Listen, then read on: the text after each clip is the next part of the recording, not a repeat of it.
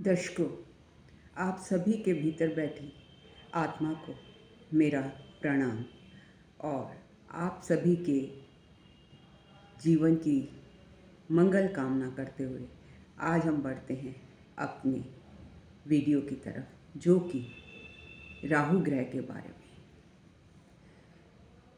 दर्शकों, मैंने अपने पिछले वीडियो में आपको बताया था राहु ग्रह, राहु जिससे अक्सर लोग डरते हैं, और अगर 8वें घर में आ जाए राहु तो अत्यधिक डरते हैं। तो देखिए, आपने हनुमान चालीसा में पढ़ा है,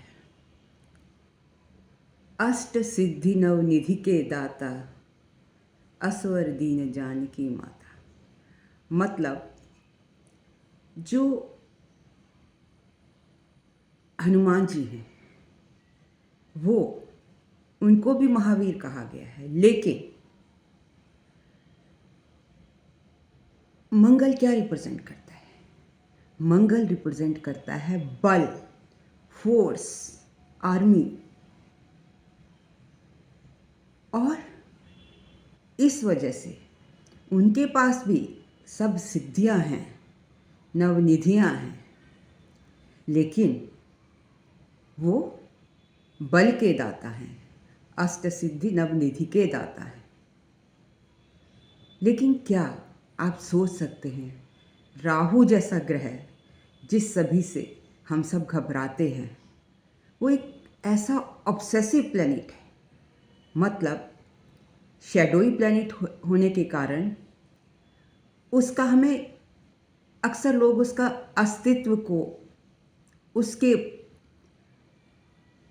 उसकी ताकत को भूल जाते हैं और सिर्फ नेगेटिव एस्पेक्ट से ही उसे देखते हैं।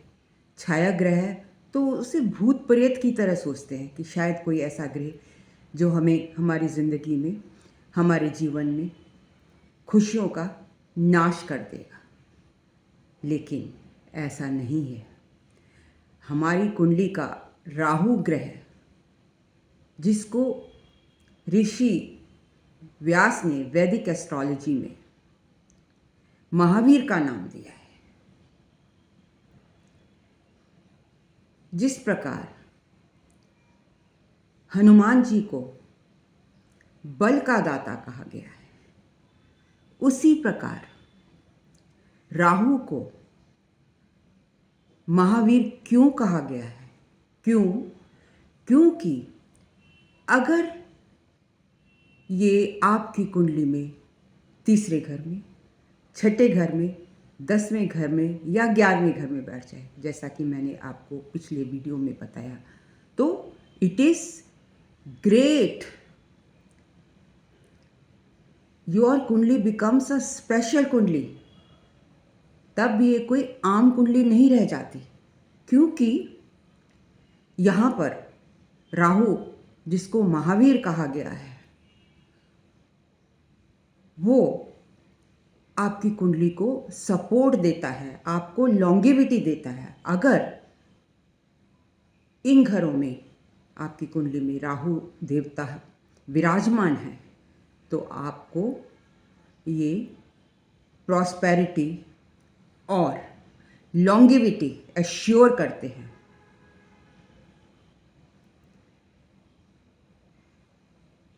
लेकिन एक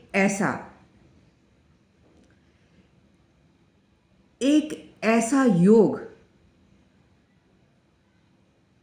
राहु देवता जब छठे घर में विराजमान होते हैं तो ऐसा योग बनाते हैं कि जिसकी आपने कभी कल्पना भी नहीं की होगी। देखिए, छठा घर हमें क्या दर्शाता है? छठा घर रोग, रिपु और ऋण।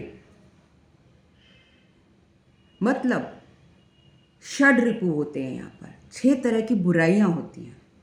तीसरा घर काम का, छठा घर क्रोध और लोभ। लेकिन जब छठे घर में राहु बैठता है तो ये क्या करता है, एनिमीज़ को भी दर्शाता है, बहुत स्ट्रांग हो जाता है यहाँ बैठकर। ये राहु छठे घर के जो कारक तत्व हैं उनको खा जाता है, निगल जाता है। अब आप कहेंगे इसका क्या मतलब हुआ, खा जाता है, निगल जाता है? जी हाँ, आप पर ऋण है, आपका ऋण उतार देगा। आपके दुश्मन हैं, उनको खा जाएगा, खत्म कर देगा। ऋण, रिपु, रोग, और छठा घर आपके रोग भी दर्शाता है। तो ये आपके रोगों को भी नाश कर देगा, नष्ट कर देगा। अगर आपका छठे घर में राहु बैठा है, राहु देवता विराजमान हैं, मैं उन राहु देवता को नमन करती हूँ। और यदि आपके केंद्र में बुद्धि के देवता, कौन है बुद्धि के देवता? देवगुरु बृहस्पति केंद्र में बैठ जाए। केंद्र कौन कौन से होते हैं? पहला घर, चौथा घर, सातवां घर और 10वां घर। अगर इन कहीं भी किसी भी स्थान पर, मान लीजिए लग्न में, चौथे घर में, सातवें घर में और 10वें घर में बृहस्पति बैठ गए, मतलब एक तो महावीर, वीर और महावीर, साथ में केंद्र में बुद्धि के देवता वो बैठ गए। तो ऐसे में ये आपकी कुंडली में अष्टलक्ष्मी योग बनाते हैं, अष्टलक्ष्मी योग का निर्माण करते हैं। अब देखिए, लक्ष्मी, किसी के पास शुक्र है, अगर शुक्र है तो शुक्र की देवी कौन है? लक्ष्मी। वो तो धन की देवी है, धन तो देती ही है, लेकिन उससे भी ज़्यादा वेल्थ, 8 तरह की वेल्थ, अष्ट रूपी वेल्थ, जिसमें ज्ञान भी शामिल है, धन भी शामिल है, आपके एसेट्स भी शामिल है, आपकी भूमि भी शामिल है, आपका करियर भी शामिल है, आपका स्पिरिचुअलिज्म भी शामिल है, आपका चाइल्ड बर्थ भी शामिल है, और भी बहुत सी सिद्धियां हैं, सिद्धियां भी शामिल हैं। मतलब अष्टरूपी सिद्धियां, अष्टरूपी दौलत, अष्टरूपी वेल्थ आपको राहु देवता जब बृहस्पति केंद्र में होते हैं तो अष्टलक्ष्मी योग बनाकर आपको उस योग से नवाजते हैं। लेकिन यहाँ पर एक शर्त है, बहुत से लोग होंगे जिनके छठे घर में राहु बैठा होगा और केंद्र में बृहस्पति देवता विराजमान होंगे। तो आप कहेंगे ये तो योग हमारे में भी है, लेकिन हमारे साथ तो ऐसा कुछ नहीं। देखिए, योग बताता है क्या होगा और दशा बताती है कब फलित होगा। तो you are very lucky, it depends on your दशा। अगर आपने अपने जीवन में जिस वक्त आपको उसकी ज़रूरत है, किस वक्त ज़रूरत होती है अष्ट सिद्धि नवनिधियों की, अष्ट रूपी लक्ष्मी की, वेल्थ की, बेसिकली अगर ये दशा आपकी मिडिल एज में आ जाए, मीन्स 35 से 45 के बीच में आ जाए, 30 से 40 के बीच में आ जाए, तो बल्ले बल्ले, वाई वाई, यू आर लकी। लेकिन अगर जब हम ईश्वर की तरफ पहुंचने वाले हैं, तब अष्ट सिद्धियाँ नवनिधियाँ मिली, तो भी हम लकी हैं। उस वक्त दशा आएगी तो भी हम लकी हैं, बट उस वक्त इसका इतना लाभ हम नहीं उठा पाएंगे due to our age factor. हमारी उम्र ऐसी होगी कि उन अष्ट सिद्धि नवनिधियों को पाकर भी हम उनका उपयोग सही से नहीं कर पाएंगे। तो इसलिए दशा का होना वेरी इम्पॉर्टेंट है।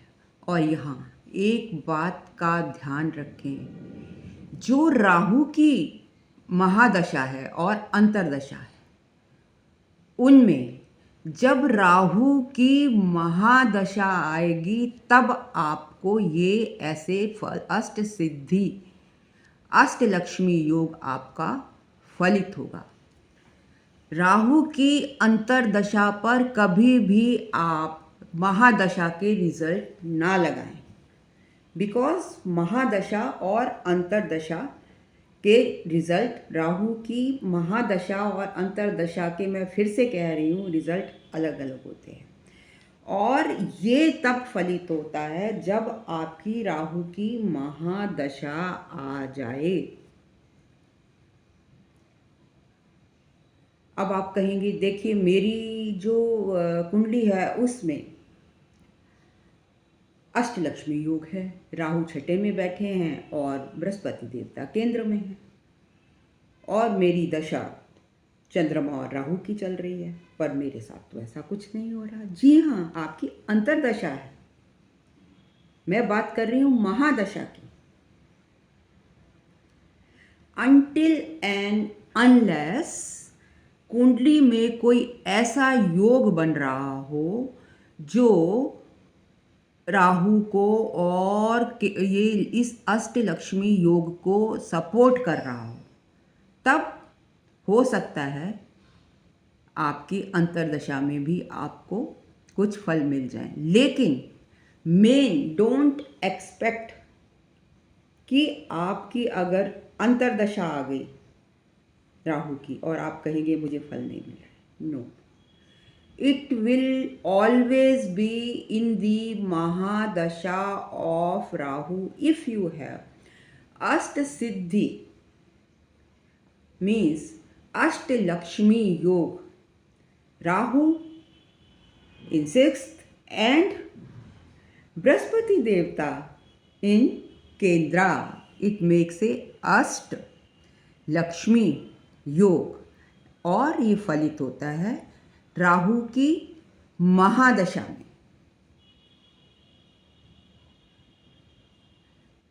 इसमें इतनी पावर है